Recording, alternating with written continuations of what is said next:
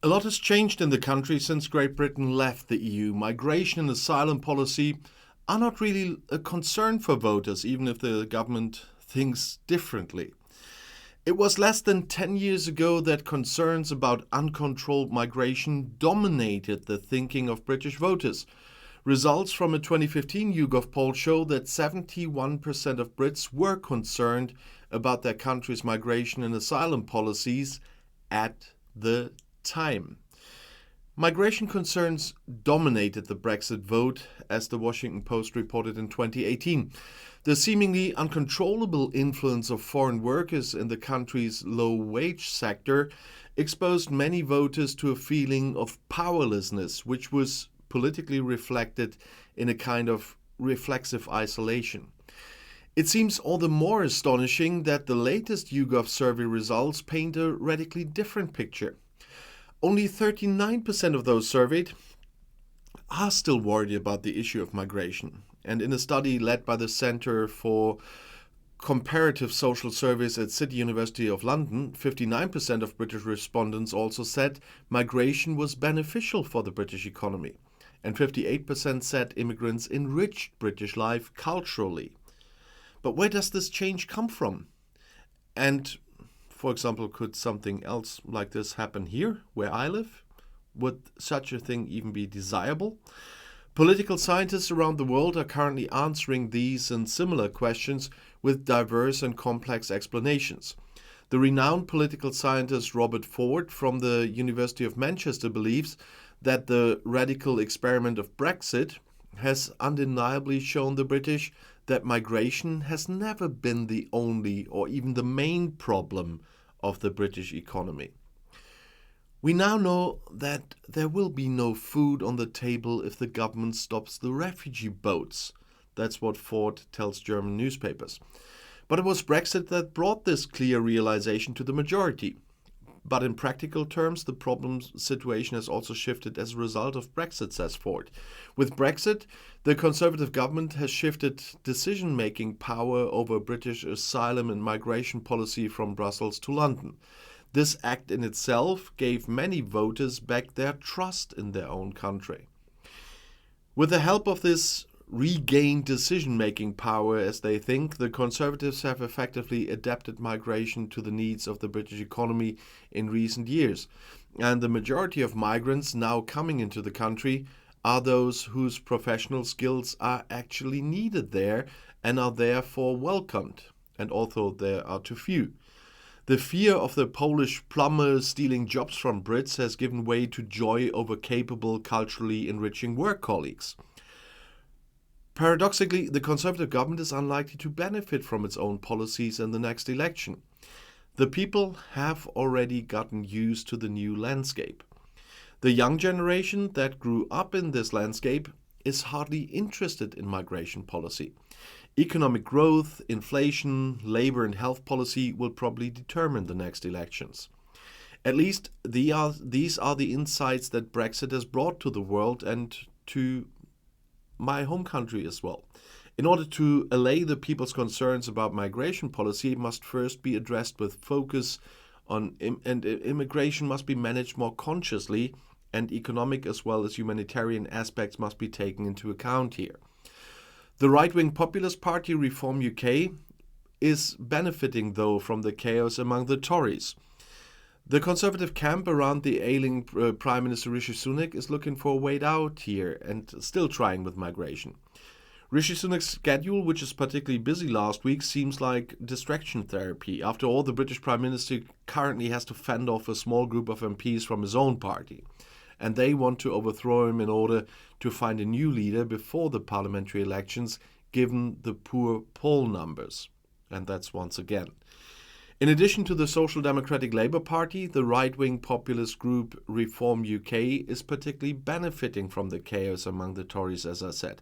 And at the beginning of the year, they launched their campaign for the parliamentary elections, which are at least expected to take place in the fall, with pithy slogans.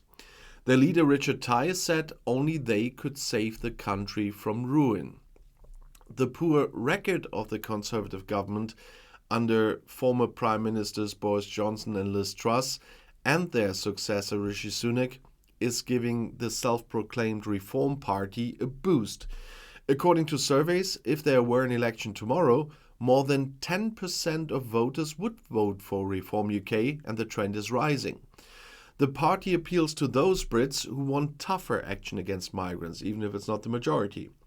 What is grist for their mill is that more visas have been issued since Brexit. In 22, net immigration was 745,000 compared to 184,000 in 2019, and almost 30,000 people reached the island via the English Channel in 2023, despite Sunak's promises to stop this.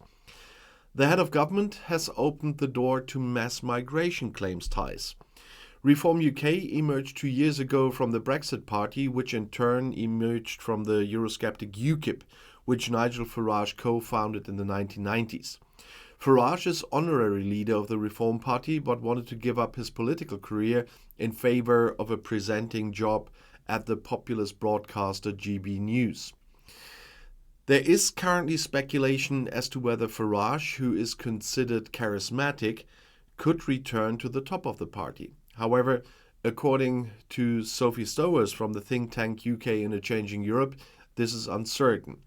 And finally, there's currently renewed speculation as to whether he could become British ambassador to the USA if Donald Trump returns to the White House.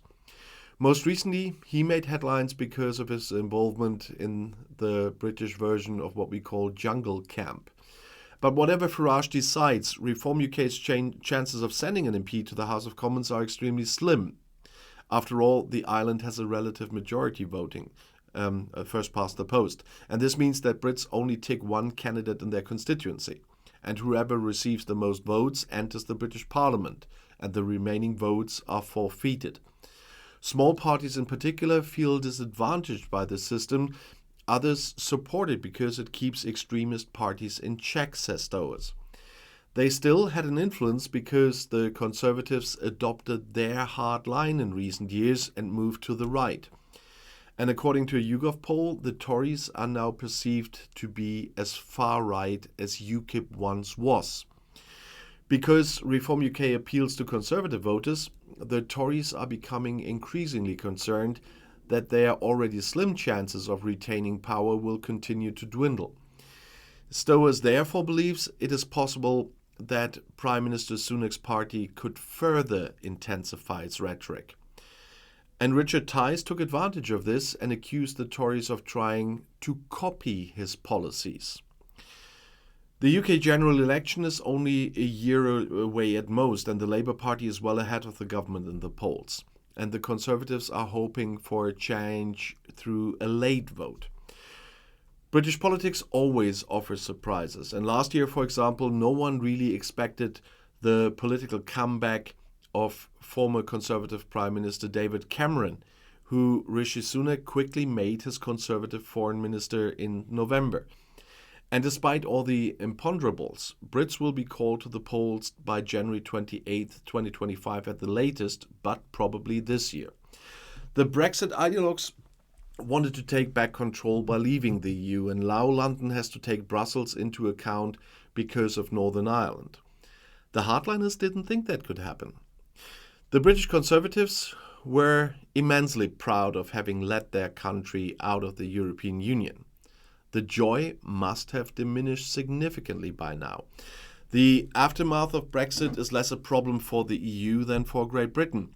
And now Prime Minister Rishi Sunak has apparently solved at least one of the problems. The movement of goods between the British main island and Northern Ireland will be newly regulated, but in compliance with the regulations negotiated between London and Brussels. And these allow Northern Ireland to remain in the EU internal market for goods, and this resulted in a de facto customs border between Northern Ireland and the rest of the UK. And the Northern Irish Unionists, who fear that sooner or later they will be faced with the question of unifying their part of the country with the rest of Ireland, rebelled against this. At the price of their return to regional government, they have now enforced that the government in London must review every trade law to see whether it would have a negative impact on intra-British trade with Northern Ireland. As long as London adheres to the rules of the EU internal market, for example, when it comes to environmental standards, there is no problem.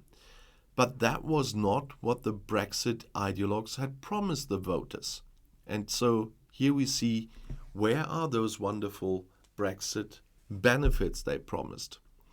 And if you see another video, the next one is right here in the end screen. I'll see you there. I'll be back.